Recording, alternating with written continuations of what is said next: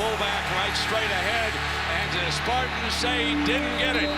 Kyler Elsworth, he's in on this play. How about that for the youngster who came to Michigan State as a walk-on originally in the biggest game of his career? As far as all-time legendary plays go, you're sort of going to be up there forever. How does that make you feel? It's crazy to think about it like that, you know. At the time, you're not thinking, you know, this is going to be a legendary play. And even right after the game, I wasn't thinking, you know, it's going to be a legendary play, you know. I was just thinking we won the Rose Bowl. That's all I was really thinking. And, you know, the more people I talk to, the more people say, you know, oh, it's going to go down in history.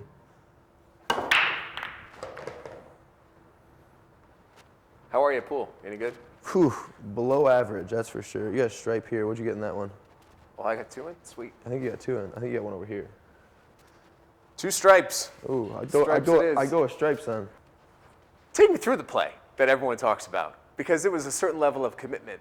You knew at the moment you were giving up your body to go make it happen. You know, I think that it started with the third down play. Janico Salen actually came off the left side on the defense and kind of made, you know, a hit from behind. I kind of weaseled my way up in the middle and, you know, kind of made a stop. You know, I got a piece of him. Danico's got a piece of him, and, you know, put ourselves in that situation for 4th down. Which at that point, you know, we knew, you know, if we make a stop here, they turn the ball over on our side of the field. You know, game's over. We take a knee. So, you know, it kind of led up, you know, from 3rd down. But like you said, that 4th down play, you know, kind of just committed. You know, watched enough film, watched enough goal line that, you know, I felt confident. Kind of took a chance. Going out there, you know, jogging out the field, you know, I really thought it was going to go to Gaffney. I mean, if you were going to ask me, I thought, you know, Gaffney was getting the ball because, you know, he had such a good game. You know, he was running well in the first. He was running well, you know, in the first half, and, you know, he's their big, powerful back. You know, as soon as I saw, you know, him hand it off to the fullback, that I think Ryan Hewitt was his name, you know, kind of adjusted, you know, my path a little bit, and, you know, was able to get it on the play, and, you know, thought it was super fitting that, you know, Darian Harris was also in on the tackle, you know, a guy who him and I battled, you know, all week for the starting spot. Playing my best pool game ever. Yeah, I was going to say, I think you hustled me here. But your life has obviously changed a lot since January 1st. Can you give us a summation of what's been different? While I continue to kick your ass? Yeah. This is going to last, I promise. You know, you know, I know I said it before, it's a cliche, but my life has really, you know, done a complete 180. You know, I'm still the same me, you know, hanging out with my buddies. Yeah, thanks for that. No problem.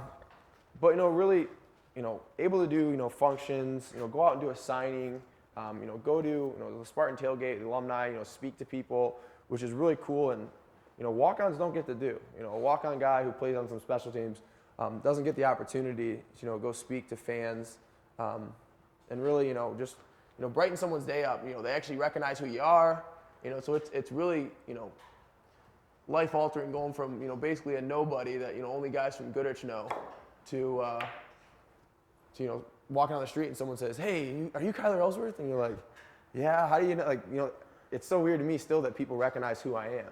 You know, one of my, you know, greatest things I have to do, you know, since, you know, the Rose Bowl is, you know, go meet, you know, fans that, you know, really, you know, not only followed me, you know, from, you know, this year, but, you know, knew who I was, you know, before the big play or whatever it is. You know, we've been a fan of mine for a while, so it's really cool to go see them and just, you know, kind of see how, you know, just them meeting you, you know, kind of brightens them up, and you kind of think, you know, I'm just a normal guy. You know, it's crazy to think that people from, you know, 10 years old to 80 years old, you know, look at me and, you know, kind of idolize me. You know, I'm still not used to that. You know, people thinking that, you know, I'm kind of a larger than life kind of guy. You know, I, you know, made one, you know, great play in the Rose Bowl, and it's weird still to think about it. You know, people, you know, admire that play, you know, thank me for it, and all I was doing was my job. You know, people are like, you know, thank you so much for getting us, you know, the Rose Bowl win, but, you know, all I was doing was playing football, which I've done for years.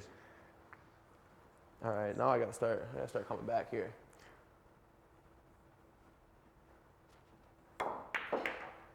And I scratch. But the most important people who've recognized you are the pro scouts. And you're a guy who I don't know is going to get picked in the first 7 rounds. But if I've learned anything over the years that I've been following the NFL, it's beyond the 7th round that also makes a difference. And just take me through what you've heard from scouts, from GMs, from coaches that you've met with. What's your anticipation? You know, like you said, you know, most likely Odds are, I don't get drafted in the first 7 rounds. There's a chance, that'd be great to, hear your name on draft day. But I'm not too worried about how I get there. I'm not too worried about, being drafted. I'm just, I want an opportunity. And, that's what I got at Michigan State was an opportunity, and tried to capitalize on it as much as I could. So the path of how I get to the NFL is not my worry. It's, to get an opportunity, prove that, I can do it. I've talked to, a few teams. My agent's talked to a few teams, which is, really exciting for, a walk-on guy to say, I've been contacted by a coach or contacted by a position coach or GM or whatever it is. My buddies, are still, razzle me about it, call me nicknames, saying all this stuff, making up stories about how they beat me up in high school. But it's really, eye-opening. It's surreal to think, a team that you've watched on TV for years growing up with your dad and your parents or whatever it is, call you and just want to, kind of get a sense to feel what kind of person you are. So I've talked to a few teams. Oh, God.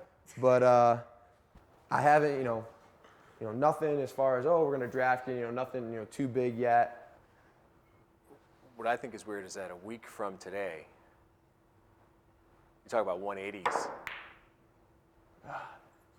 You have no idea where you're going to be. You could go anywhere across this country. And, come on with that. I can't shoot off that. That's slop. That is a little sloppy. But you know what I mean? It's like 6 days from now, your life's going to turn again. And right now it's just a waiting game. And that's the hardest part, is you've done everything. You got your film out there. You did your pro day. You did a combine.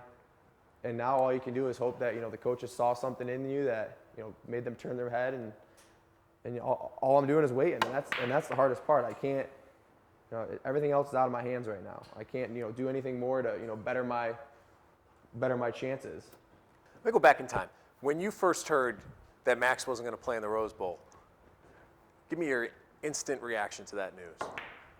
I couldn't believe it. Max was supposed to sit with me on the plane. He was right up in first class where I was at and wasn't there. And, people are shuffling in and, he's usually there. And I kind of turned to his brother who was a couple seats down and said, hey, where's your brother at? He didn't really say anything about it. Didn't say, he's not coming, didn't say anything, and kind of waited. So I called Max's phone and it was off. I was like, he's going to miss the plane. I started thinking, maybe he's down there doing some functions. Maybe he had some stuff he had to do down there. And, before I knew it, I kind of asked Riley again, I said, hey, where's your brother? And, he kind of said to me, under his breath, he's not going to be coming to the game. I was kind of shocked by it. And so that whole plane ride, the whole time I'm thinking, why isn't he coming to the game? Where's he at? What happened? And, I didn't want to bug Riley about it. He seemed like he didn't want to talk about it as well. And, I wouldn't want to either. So, I didn't bug him about it. And then I got to the hotel and, checked my phone after I got back off the plane. And I had a missed call from Max. So I called him back before we went down to our team meeting about 8 o'clock there. And he said, yeah, I'm not going to be able to make it to the game. Coach Antonio will address the team. He'll tell you what happened. And I said, all right. And so I went down to the meeting, and that's when he told us he wasn't going to be playing, and that it wasn't up for debate. Nothing we could do about it. I went back to my room and called Max. Kind of said, man, you're gonna be missed. You got us here. You're a big part of the reason we got to where we are. And there's no denying that. No one can say we'd be at the Rose Bowl without Max. He was a leader of the team. And then he was about to was telling me some of the things that went on, and I said listen, you don't have to tell me. I'd rather not know. I'm gonna be doing some interviews. That way I honestly don't know, and I don't have to say anything and slip the tongue up.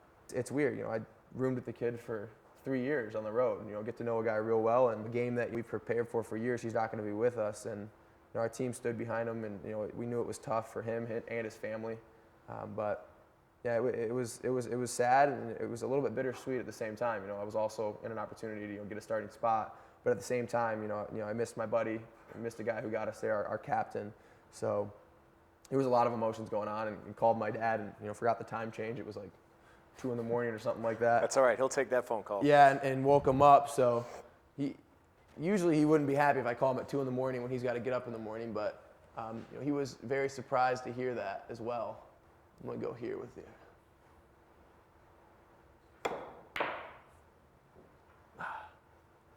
Oh, don't block me. There we go. At least. Oh no! It's going to be a tough shot. Very tough shot. I hope. I'll give it my best. But it's an opportunity, man. That's the greatest part about it, is that he opened the door for that day. He made a chapter in Spartan history for you. And now all of a sudden you're a guy who's maybe pursuing more of a dream than you thought might be possible, right? Just 2 days before Christmas. Yeah. Oh no! That's not good. That's it. That's not good. Well, you got it. You started off strong. I did. You started off real strong. I did. That's game. That is game. Good work. A dream going up, and it's right here at my fingertips.